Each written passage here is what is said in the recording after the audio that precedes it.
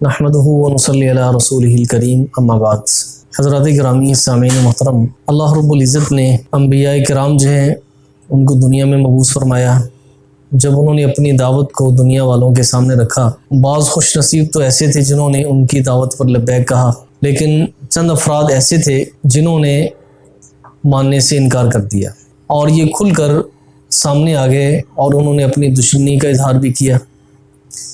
लेकिन बाज़ ऐसे दुश्मन थे जो बज़ाहिर खैरखाही का इजहार करते थे, लेकिन दिल से इंतहाई कदूरत, इंतहाई नफ़रत और इंतहाई दुश्मनी के जज्बात अपने सीने में रखते थे। अब ऐसे दुश्मन से बचना इंतहाई मुश्किल होता है। इंसान ऐसे दुश्मनों से बच नहीं सकता क्योंकि इंसान को उनका इल्म नहीं होता। तो ये दुश्मन दो किस्म के होते हैं, एक तो शैतानों में से, जिन्नों में से, क्योंकि वो भी नज़र नहीं आते, और बाज़ ऐसे इंसान होते हैं जो बज़ाहिर अपने नेकी के जज्बात अपनी ज़ुबान पर लाते हैं, खैरखाही के जज्बात अपनी ज़ुबान पर लाते हैं, लेकिन दिल में इंतहाई इंतकामी जज्बात रखते हैं। इसलिए अल्लाह खालिक़ कायनात ने अपने पैगम्बरों के बारे में फरमाया, वकज़ालिक जअलना लिकुल्लि नबिय्यिन अदुव्वन शयातीनल इंसि वल जिन्न, कि अल्लाह रब्बुल इज़्ज़त ने अपने पैगम्बरों के जो दुश्मन थे वो कौन थे? बाज़ जिन्नों में से थे और बाज़ इंसानों में से थे। अगर तारीख़ का मुताला किया जाए तो यहूद इस ज़ुमरे में आते हैं, अहले किताब इस ज़ुमरे में आते हैं, और दूसरे नंबर पर मुनाफिकीन इस ज़ुमरे में आते थे कि ये लोग मुल्क शाम छोड़कर, अंबिया की सरज़मीन छोड़कर, नबी अलैहिस्सलाम की पेशीनगोइयाँ और अलामतें इन्होंने अपनी किताबों में पढ़ी थी, तो ये नखलस्तान की, यसरब की सरज़मीन पे आकर इसलिए आबाद हुए थे कि नबी अलैहिस्सलाम के आने से पहले, ताकि हम वहाँ पे हम आबाद हो जाएं, और जब पैगम्बर अल्लाह के आ जाएंगे इस खित्ते में हम उनके साथ ईमान लाएंगे। तो जब नबी अलैहिस्सलाम जब वो आप हिजरत करके मदीना मुनव्वरा तशरीफ़ ले गए, तो बजाय इसके कि ये पहले मुसलमान बनते, लेकिन ये पहले काफिर साबित हुए। लेकिन इन्होंने जंगी उहद तक अपने जो जज्बात थे दिल में रखे और ऊपर ऊपर से खैरखाही के जज्बात का इजहार करते रहे, लेकिन बाद में इन्होंने अपनी पूरी ज़िंदगी जो है वो नबी अलैहिस्सलाम की मुखालफत में गुजार दी। तो हज़रात गिरामी, ऐसे ही मुनाफिकीन थे मदीना मुनव्वरा के अंदर। तो ऐसे लोग, इनके ऐसे अमल को मकर और फरेब कहा जाता है।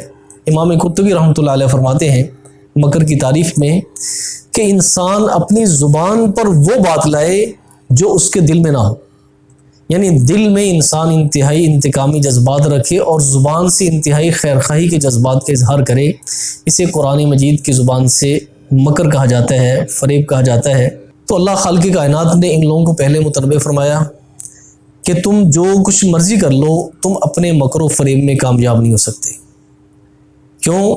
तुम किसी को गिराना चाहते हो, यही तुम्हारा मकर व फरेब तुम्हारे लिए काफ़ी हो जाएगा और तुम्हें गिराने का सबब बनेगा। इसलिए अल्लाह खालिक़ कायनात ने फरमाया कि वला यहीकुल मकरु सय्यु इल्ला बिअहली, कि बुरी तदबीर हमेशा इंसान को ही गिराती है जो वो बुरी तदबीर करने वाला होता है। कुरान मजीद में सूरह अन्नमल में अल्लाह खालिक़ कायनात ने हज़रत सालेह अलैहिस्सलाम की जहाँ पे सरगुज़श्त का जिक्र किया है, वहाँ पे उनकी कौम के चंद एक शरपसंद लोग थे जिन्होंने हज़रत सालेह अलैहिस्सलाम को नुकसान पहुँचाने का इरादा किया, लेकिन बज़ाहिर बहुत जनो खैरखाही के जज्बात का इजहार करते थे। कहने लगे कि रात को हम हज़रत सालेह और उसके अहले खाना पे शबखून मारेंगे और इन सब को कत्ल कर देंगे। कत्ल करने के बाद सुबह हम कहेंगे, हम इनकार कर देंगे, माँ शहीदना महलिक आली, हमें तो इनके बारे में पता ही नहीं। तो अल्लाह खालिक़ कायनात फरमाते हैं, देखो इनके मकर व फरेब को, आज इनके खंडरात को देख लो, हमने कैसे इनको दुनिया से नेस्तो नाबूद कर दिया, आज इनके खंडरात में कोई रहने वाला नहीं। तो मतलब ये है कि ये अमल इतना मुहलिक है कि जो इंसान किसी के बारे में अपने दिल में छुपा के रखता है और ज़ुबान से उसका इजहार किसी जन खैरखाही के जज्बात में करता है, ये तर्ज अमल और ये रवैया और ये दिल के अंदर छुपी दुश्मनी इतनी मोहलिक है, इतनी मोहलिक है। एक तो इंसान अपने इस मकर व फरेब में कामयाब नहीं होता, और दूसरे नंबर पर یہ دشمنی انسان کسی سے نہیں کر رہا، اپنے سے بھی کر رہا ہے اور اپنے آنے والی نسلوں سے بھی کر رہا ہے۔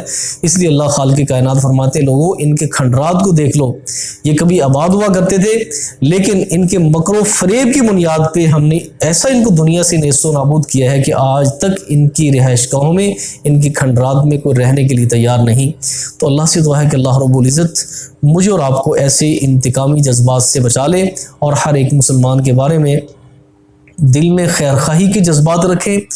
دل اگر صاف ہوگا تو وہی جناب دل کی صفائی اخلاقیات کی شکل میں ہماری زبان پر آئے گی، اور جب زبان اور دل کی ہم آہنگی ہو جائے گی تو اللہ خالق کائنات مجھے اور آپ کو دنیا میں اور آخرت میں بھی کامیاب کریں گے۔